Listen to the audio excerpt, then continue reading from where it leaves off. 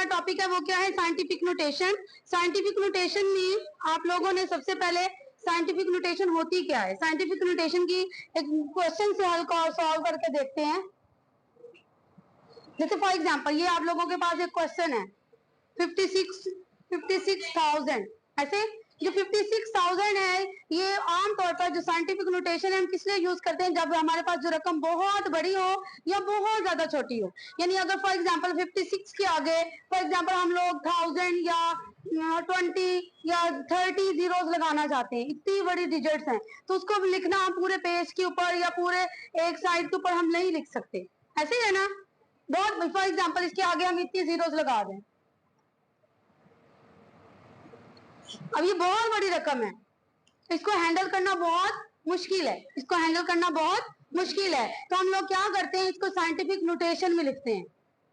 किस में लिखते हैं, साइंटिफिक नोटेशन में। करते क्या है, सबसे पहले हम पॉइंट ढूंढते हैं कि इसमें पॉइंट किधर है, इशारिया किधर है, ठीक है। अब जब किसी का कोई इशारिया नहीं होता तो कहाँ होता है, एंड में, एंड में लगा के इशारिया लगा के जीरो लगा देंगे, क्लियर। उसके बाद फर्स्ट नॉन जीरो डिजिट के बाद आपने जो इशारिया है इसको जंप करना है इधर 5 के बाद, यानी इस इशारिया से पहले, इस पॉइंट से पहले नॉन जीरो डिजिट हो, यानी जीरो ना हो। 1 2 3 4 5 6 7 8 9, इन 9 डिजिट्स के अलावा 9 डिजिट्स हो, जीरो ना हो, ठीक है। इस जीरो को हमने कहा जंप करना है, यहाँ पर, इस जगह पे, यहाँ पे हमारे पास क्या आ जाएगा 5.6।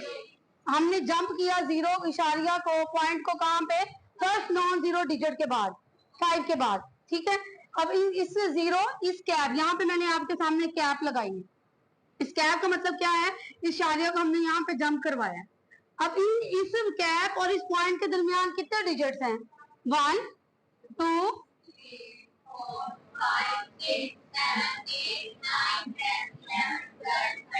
हम लिख देंगे मल्टीप्लाई बाय 10 और पावर 13। हमेशा ऐसे करेंगे, फर्स्ट नॉन जीरो डिजिट के बाद आप पॉइंट लगा देंगे और मल्टीप्लाई लगा के 10 की पावर बना देंगे जितने डिजिट्स होंगे, क्लियर। हम कोई और एग्जांपल ले लेते हैं। फॉर एग्जांपल ये है, अब इसका कोई पॉइंट है, जब किसी का कोई पॉइंट नहीं होगा तो कहां पे होगा, 6 के बाद एंड में पॉइंट लगा के जीरो लगा देंगे, और कहां पे आना चाहिए इसको, 5 के बाद, यानी हमने इसको पॉइंट को कहां जंप करवाना है, 5 के बाद। हम लिख देंगे 5.7396 10 रेज़ टू पावर। हमेशा क्या करेंगे, मल्टीप्लाई बाय 10 कर देंगे, क्या करेंगे, हमेशा मल्टीप्लाई बाय 10, 10 की पावर बना देंगे, कितने डिजिट है, 1 2 3 4, और पावर आ जाएगी 4, क्लियर। अगर हम दूसरा तरीका, अगर अब नेगेटिव की बात करें, फॉर एग्जांपल आपके पास है 0.00000967, ये ऐसी हम कोई भी एग्जांपल ले रहे हैं, इसी तरह वहां पे भी क्वेश्चन में भी आपके पास बहुत सारे एग्जांपल्स होंगे, क्वेश्चंस होंगे जिसको आपने सॉल्व करना होगा। अब हमारे पास पॉइंट मौजूद है, इशारिया मौजूद है, लेकिन पॉइंट कहां पे आना चाहिए, 9 और 6 के बीच में। ये देखो ना हमारा, अब क्या पॉइंट लगाने की साइंटिफिक नोटेशन का रूल क्या है कि जो पॉइंट से पहला एक डिजिट होना चाहिए और जो एक डिजिट हो वो जीरो ना हो, जीरो के अलावा बाकी जो मर्जी हो, पॉइंट से पहले जो डिजिट हो वो क्या हो, जीरो ना हो।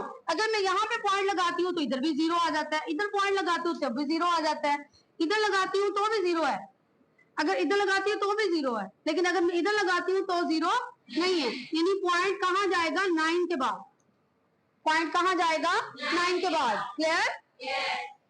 अब हमने पॉइंट को जंप किया, हमने किया 9.67 और मल्टीप्लाई में हमेशा क्या लगाएंगे, 10। कितने डिजिट है इनके दरमियान में, 1 2 3 4 5, 9 भी इंक्लूड हो, 9 भी इंक्लूड होगा क्योंकि यहाँ पे हमने कैप लगाई है, क्लियर। तो यहाँ पे कितना आएगा, 1 2 3 4 5, पावर 5। अब क्योंकि अपोजिट गए हैं तो -5, क्योंकि हम अपोजिट गए हैं तो क्या आ जाएगा, -5, क्लियर। एक और एग्जांपल ले लेते हैं, फॉर एग्जांपल आपको एग्जांपल बताएं, 0.0000 जितने मर्जी जीरो, कुछ भी 75 लिख लें, 112, ये मैंने आपकी मर्जी है, वहां पे क्वेश्चन में बुक में भी आपके पास कोई ना कोई एग्जाम्पल्स के तौर पर क्वेश्चंस होंगे जो आप लोगों ने सॉल्व करने होंगे। ठीक है, अब कहाँ पे पॉइंट आना चाहिए, ये वाला पॉइंट इधर है, कहाँ जंप करेगा, 1 और 1 के बीच में, 1 और 1 के मिड में हम लोग इसको जंप करेंगे। ठीक हो गया, ये जंप होगा कहाँ पे, 1 और इसके बीच में। हम क्या लिखेंगे, 1.12, 1.12, उसके बाद 10 raised to power 1, 2, 3, 4, 5, 6, 7, 8, 9, 10, 11, 12, क्योंकि हम अपोजिट डायरेक्शन में गए हैं तो क्या आएगा, नेगेटिव में। अब आसान सी बात है, अगर पॉइंट इधर जंप करे तो हम पॉजिटिव करते हैं, और अगर पॉइंट इधर जंप करे तो हम नेगेटिव कर देते हैं। क्लियर? ये आप लोग एक चीज याद रखेंगे, दोनों चीजें याद नहीं रखनी। आपने एक याद रखना है कि जब पॉइंट लेफ्ट साइड में जाएगा तो पॉजिटिव होगा, दूसरा ऑटोमेटिकली याद होगा। अगर आप दोनों याद करेंगे तो एक भी याद नहीं रहेगा, गुड़मुड़ हो जाएगा। ठीक है, आपने एक बात याद रखनी है, चाहे वो पॉजिटिव वाली याद रख ले या चाहे नेगेटिव वाले याद कर ले। क्लियर?